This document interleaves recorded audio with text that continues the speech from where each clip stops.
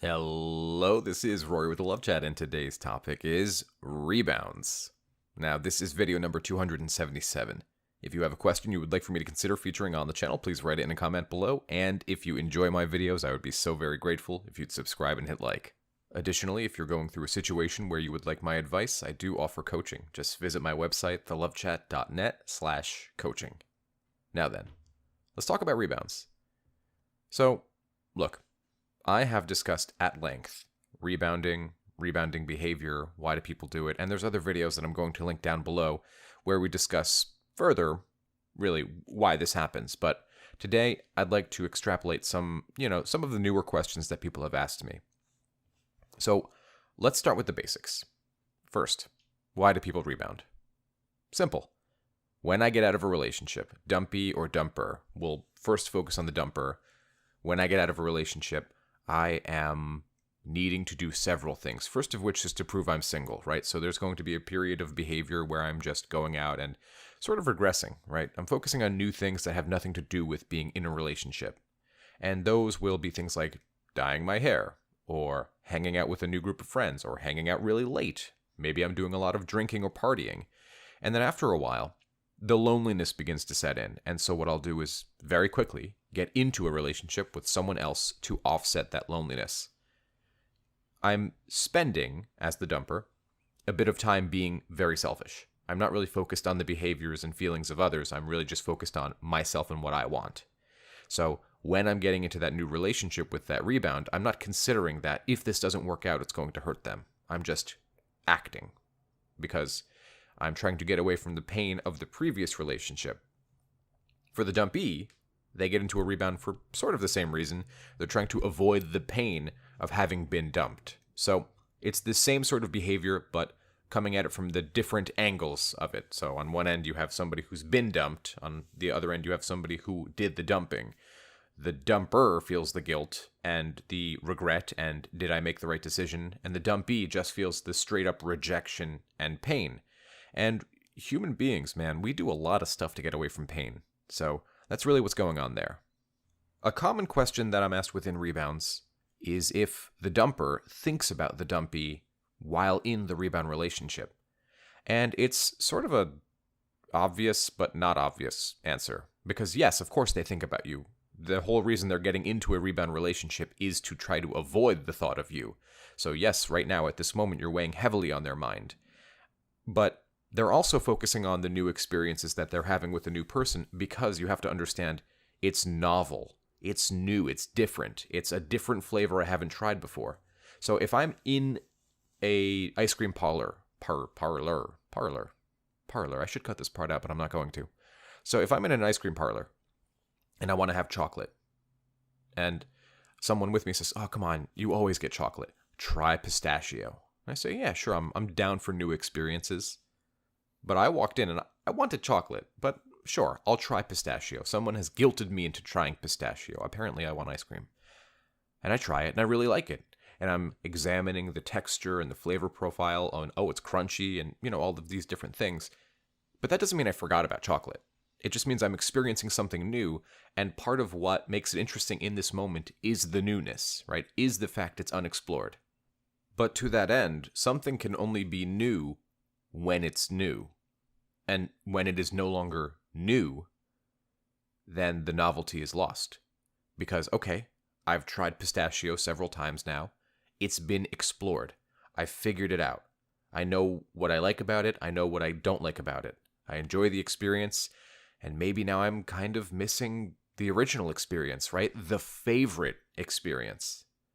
So you have to understand that when someone breaks up with you and immediately gets into a rebound, they're not fully emotionally available. And that's the point, right?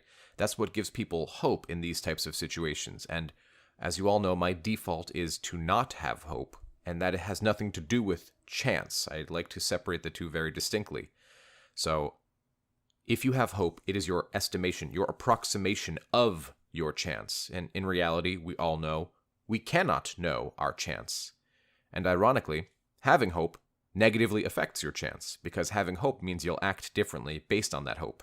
So, to summarize at least this part, yeah, of course they're thinking about you. But you want to be careful not to try and take that 1 inch and stretch it out into a mile. Another common question I'm asked is, can rebounds work out? And the answer is yeah, they can. But that doesn't mean they will. And you have to remember that they're more likely to fail than they are to work out. And people would ask, okay, fine, why? Well, because you're not starting a relationship on firm ground. That's like trying to build a house on sand. You just don't do it. If I'm not emotionally available and ready to begin a relationship, the likelihood is I'll meet someone new, we'll go through the puppy love stage and the initial sort of infatuation obsession period, and then after that it comes crashing and burning when you realize that the only thing that was making this relationship really work was mutual attraction. But, as we've learned many times, attraction alone is not enough to sustain a relationship. There also has to be commitment. There also has to be intimacy. And that is something you likely had with your ex. And so you hold that above the other person. Now, if you constantly badger them about getting back with you, or how upset you are that they're dating someone else, the likelihood that they come back to you is quite poor.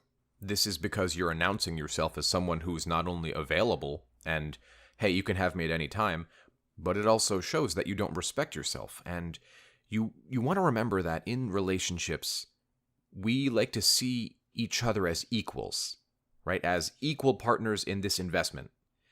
So if one person is doing all of the work, 90% of the work, and the other person's doing 10% or less, and you're letting them get away with that 10% or less, why should they respect you? If I have a child, and the child breaks something in the house that I told them not to break, or I told them to be careful, and they don't receive some sort of boundary punishment, in fact, instead of receiving any punishment, they receive a cookie, so I just reinforced their behavior that I didn't want to see. I reinforced an undesirable behavior. Of course I'm going to see more of it, because it's like, okay, I break things and you give me cookies, so why would I stop breaking things, right? That seems like the way to go. So obviously your ex is not thinking in those terms, but that is what's happening.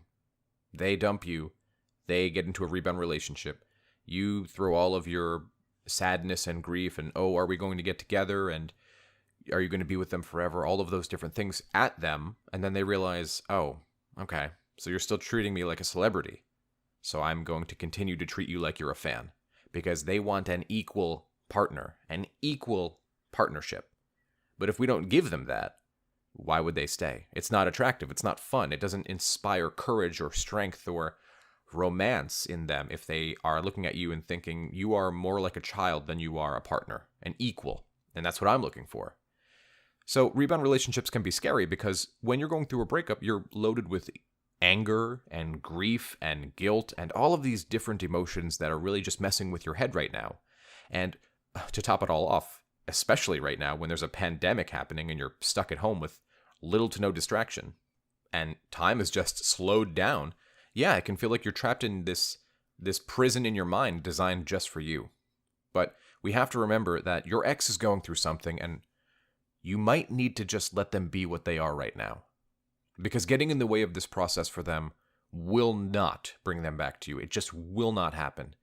And this is such an important time for all of us to really dive in and figure ourselves out, particularly because we have all this free time, right? This is a wonderful opportunity to say, who the hell am I? What matters to me? What are my boundaries? What did I learn from this relationship? Where did I go right? Where did I go wrong? And the same for them.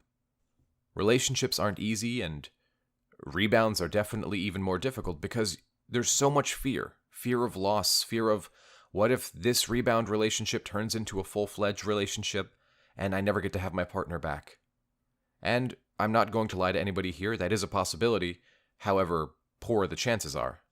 What I would encourage you to do is what I always encourage you guys to do.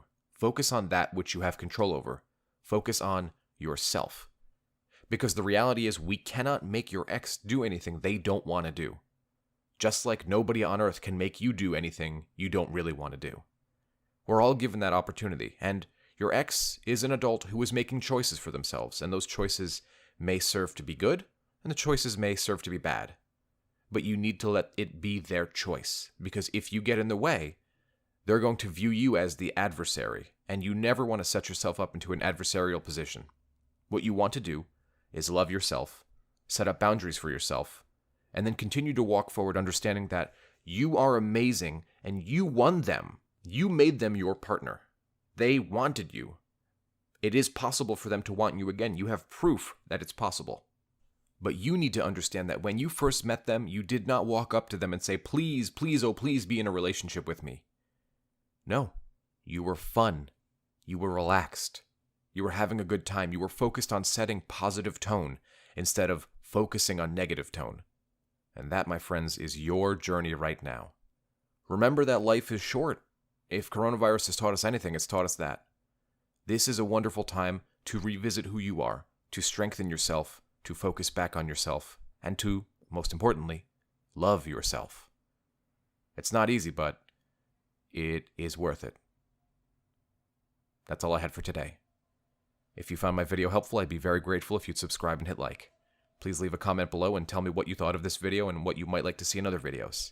Additionally, for those of you who are looking for counseling during the coronavirus pandemic, I have partnered with BetterHelp.com, that is HELP.com, and they provide professional licensed mental health therapy for anybody who's looking for that.